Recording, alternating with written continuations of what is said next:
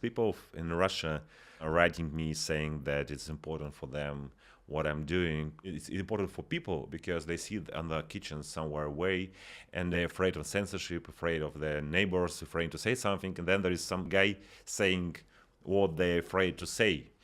And it's important for them, really. And when the audience likes what you're doing, it really inspires you.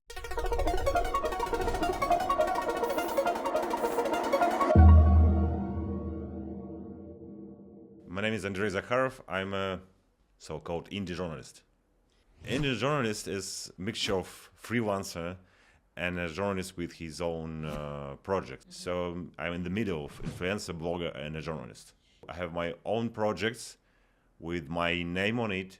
So when people ask me for which media I work for, I say that I work for a media called Zakharov. This is my surname. The first reason why I became indie journalist, in 2021, I had to leave Russia after I was labeled as a foreign agent and faced massive surveillance in Moscow, which was not an ordinary thing. When I had some duty trips in Russia, it was normal to see some surveillance, but not in the city where you live. I received some calls from my friends who said that FSB, this is ex-KGB, are interested in my work. So you just understand that the next step is that you can be arrested. At that time, I worked for the BBC, and I moved to Bulgaria. And I always realized that somewhere in my subconscious, I had this understanding that I could leave Russia if I continue making such investigations. Investigations on Russian meddling in elections in 2017. Several investigations about Putin and his life, including his secret daughter, and a video investigation on how Putin started the war in 2014. I think these two. And when I realized that I had these things in my head, I realized that I took responsibility for this choice. Because why I was nervous about this is that when you don't want to leave Russia, and then something happens, like you become a foreign agent, then you face this mass surveillance, and then you were pushed away, and this was not your choice. And then I realized that I took responsibility for this choice because I understood that this work in Russia, even in those times, could lead me to immigration. And when we, with Roman Badarin from Project, published an investigation about secret Putin's daughter in 2020, several weeks before that, Roman asked me to meet with them in a bar, and he asked me if I realized that I could leave Russia after this investigation, asked me if I was ready to do it. So, from this point, I took responsibility for this choice. And when you take responsibility for your choice, you kind of control the situation again. It was my choice. I was always waiting for this situation, but it's again, you just feel it. Okay, is it normal that there is surveillance in your hometown? No. Okay, so you should go. We have passport. You can move. This is the only plan. But I think that the situation when journalists can be arrested is a red flag for all media in the country. The first step for every state is to hack them or to try to get to their messages by other means. And we see it for many years. But then there was another step, surveillance. And then another step were arrests. What is a red flag? At that time, if you publish some huge investigation, it will prevent you from being arrested, because if you're arrested after you publish some sensitive investigation, everybody will say, oh, he was arrested because of this investigation. And at that time, this rule worked. But now in Russia, this rule doesn't work. So because public opinion means nothing, even in those times in 2021, the Kremlin still looked at public opinion. Another red flag is if public opinion can help journalists, or scandals can help journalists. If there is a scandal that police tried to hack some journalist's phone, what will this scandal lead to the fact that this policeman will left their work or not. If not, this is another level of repression. At this moment, if you take the US situation, right, I think digital security is the first thing. Don't trust any platforms which can be reached by your local government. So, for example, use ProtonMail for email, use Signal, or there are other kind of messengers which are not controlled by the US government, a lot of them.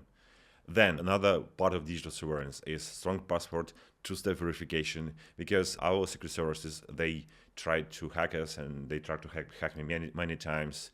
So strong password, two-step verification. Don't use SMSs or don't make cell calls. When I moved to London, I lived in London for half an year, I realized that people in Britain, they still like to call by this cell phone. And for several months, it was kind of, for me, I was, okay, so they want to talk to me by cell phone, to discuss this thing by cell phone, because we don't discuss any sensitive things by cell phone. This is the first basic thing, digital security, and protect your sources too.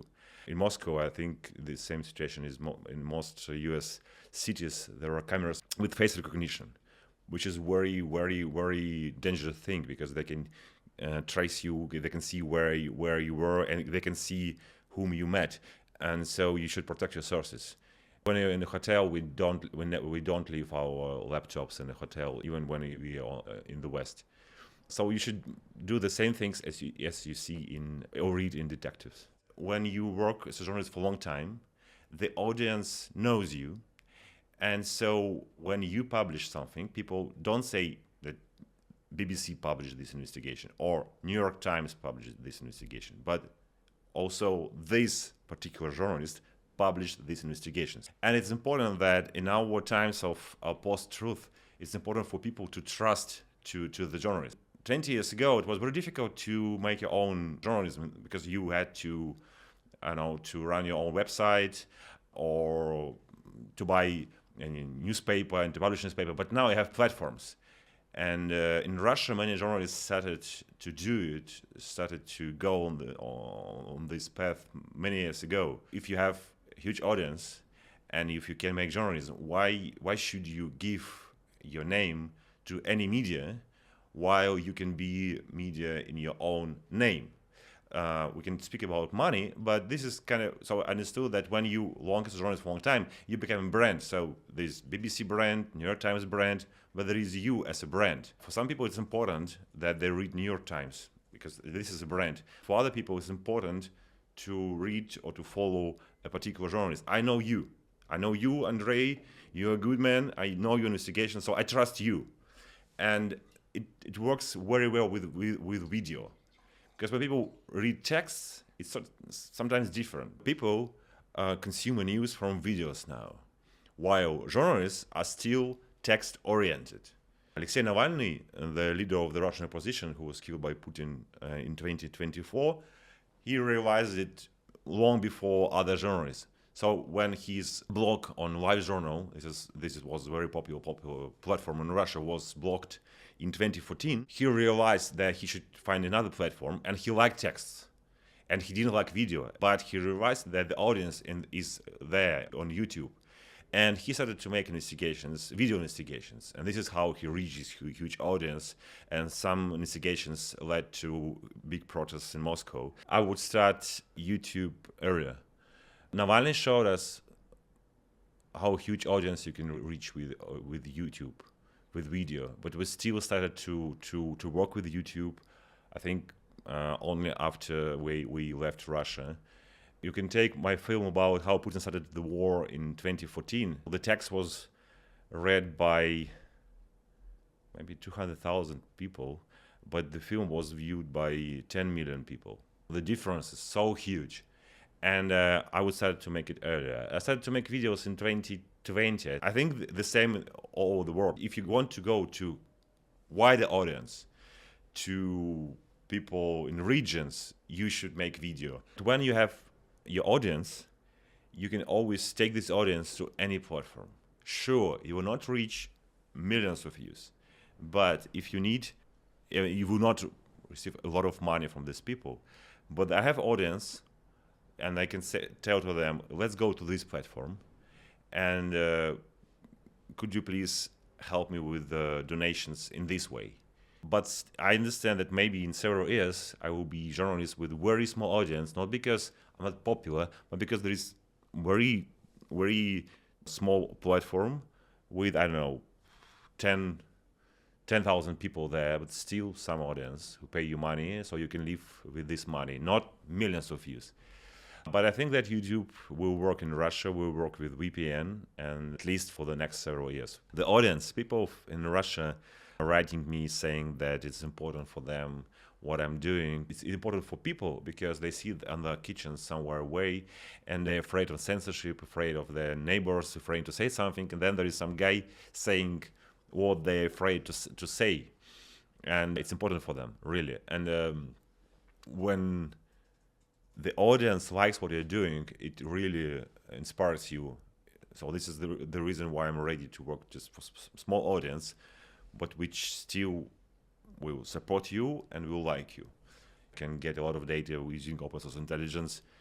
There's a lot of public data which you can analyze and which you can use. And another thing is that when you have audience who with feedback, so you can look at your content from their eyes. And sometimes you see the difference, how journalists in exile look at some stories and people in Russia look at these stories.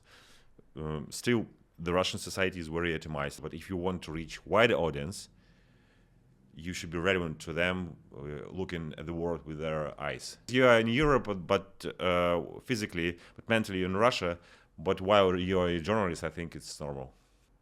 Try to be more independent, go to platforms, try to monetize your audience.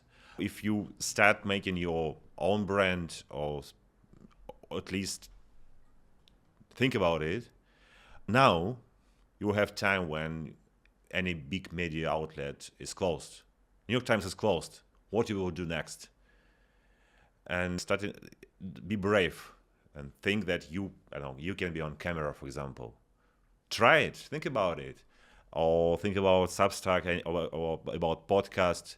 There are many ways to monetize the audience. When people trust you and when they understand what they pay for your independence, for example. You say it, you pay for my independence.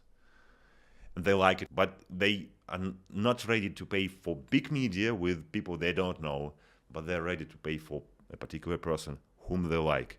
So when you monetize the audience, you say, you support my independence.